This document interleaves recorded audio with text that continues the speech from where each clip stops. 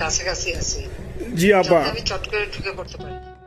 আমি দেশের খুব কাছাকাছি আছি, অত দূরে নাই।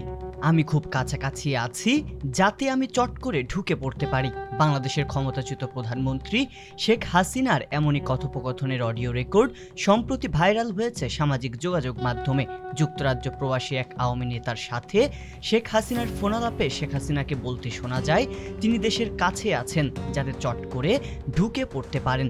অডিও রেকর্ডটিতে শেখ হাসিনার যার সঙ্গে কথা বলছিলেন তার নাম তানভীর বলে জানা গেছে। দেশের খুব কাছাকাছি আছি। জি আপা, খুব শুনে শান্তি লাগলো আপা। অত দূরে নাই, আমি খুব কাছাকাছি আছি। বাংলাদেশে আওয়ামী লীগের নেতারা বিভিন্ন সমস্যার সম্মুখীন হচ্ছেন বলে অবহিত করে ফোন কলটিতে তানভীর নামের ওই নেতা শেখ হাসিনাকে বলেন মামলা হওয়ার কারণে নেতারা এলাকায় থাকতে পারছেন না, বাধ্য হয়ে এলাকার বাইরে অবস্থান করছে নেতাকর্মীরা। জবাবে শেখ হাসিনা বলেন সবার বিরুদ্ধে হত্যা মামলা দেওয়া হয়েছে, এমনকি তার নিজের নামেও মামলা হয়েছে 113টি। তানভীর এলাকায় ফিরতে চাইলে শেখ হাসিনা তাকে সতর্ক করে আইনি সমস্যার সম্মুখীন হওয়ার কথা বলেন। এখন গেলেই দেবেন একখানা মামলা, কিছু করতে পারবে না, বরং এখানে বসে যে মামলা দিচ্ছে।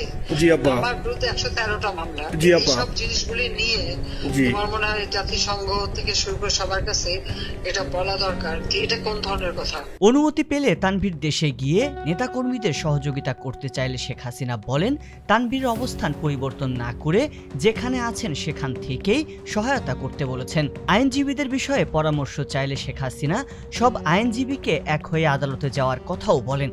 এছাড়া মার্কিন যুক্তরাষ্ট্রের আঞ্চলিক নির্বাচন নিয়ে কথোপকথনে শেখ হাসিনা ও আওয়ামী লীগ নেতা তানভীরকে আশাবাদ ব্যক্ত করতে দেখা যায়। যুক্তরাষ্ট্রের ক্ষমতায় ট্রাম্প আসলে তা আওয়ামী লীগের জন্য খুব ভালো হবে বলেও উল্লেখ করেন তানভীর। আমার মনে হয় ট্রাম্প আবারও আসতেছে, আবার রিপাবলিকানরা আসলে আমাদের জন্য খুবই ভালো হবে আপা। কথোপকথনের এক পর্যায়ে তানভীর শেখ হাসিনার গভীর রাতে হেলিকপ্টার করে অবস্থান পরিবর্তন নিয়ে প্রশ্ন করলে শেখ হাসিনা বলেন তিনি কোথাও স্থানান্তরিত হননি, বরং তিনি দেশের খুব কাছাকাছি আছেন। খুব কাছাকাছি থাকার কারণ হিসেবে তিনি বলেন যেন যে কোনো সময় দেশে ঢুকতে পারেন। সামাজিক যোগাযোগ মাধ্যম সহ বিভিন্ন গণমাধ্যমে ফোনালাপের রেকর্ডের বিষয়টি ছড়িয়ে পড়লে সাধারণ মানুষের মধ্যে তৈরি হয়েছে মিশ্র প্রতিক্রিয়া। যদিও ফাঁস হওয়া কল রেকর্ড সম্পর্কে আওয়ামী লীগ কিংবা অন্য কোনো সংগঠন বা ব্যক্তি পর্যায় থেকে আনুষ্ঠানিক কোনো বক্তব্য পাওয়া যায়নি। অনেকেই ফোনালাপটিকে সম্পূর্ণ ভুয়া বলে দাবি করলেও একদল মানুষ মনে করছেন ফোনালাপের ঘটনা সত্য। তবে শেখ হাসিনার দেশে ফেরার বিষয়ে ভিন্ন মন্তব্য করছেন রাজনৈতিক বিশ্লেষকেরা। দেশের সার্বিক পরিস্থিতি এখনো যথেষ্ট উত্তপ্ত, এ কারণে শেখ হাসিনা চাইলেও দেশে প্রবেশ করতে পারবেন না। মানবতা বিরোধী যেসব কর্মকাণ্ডের কারণে মামলা হয়ে আছে তাতে করে দেশে প্রবেশ করা মাত্রই গ্রেপ্তার হতে পারেন তিনি। আবার রাজনৈতিক প্রোটোকল ছাড়া দেশের অভ্যন্তরে শেখ হাসিনার প্রবেশ তার জন্য জীবন ঝুঁকির হতে পারে। গণবিক্ষোভের মুখে স্বৈরাচার শেখ হাসিনার সরকারের পতন ঘটলেও বৈষম্য বিরোধী ছাত্র জনতার আন্দোলনে মৃতের সংখ্যা 700 ছাড়িয়েছে। স্বাস্থ্য ও পরিবার কল্যাণ মন্ত্রণালয়ের সিনিয়র সচিব MA আকমল হোসেন আজাদ এ তথ্য নিশ্চিত করেছেন। এখনো হাসপাতালের বিছানায় শুয়ে মৃত্যু প্রহর গুনছেন হাজারো মানুষ।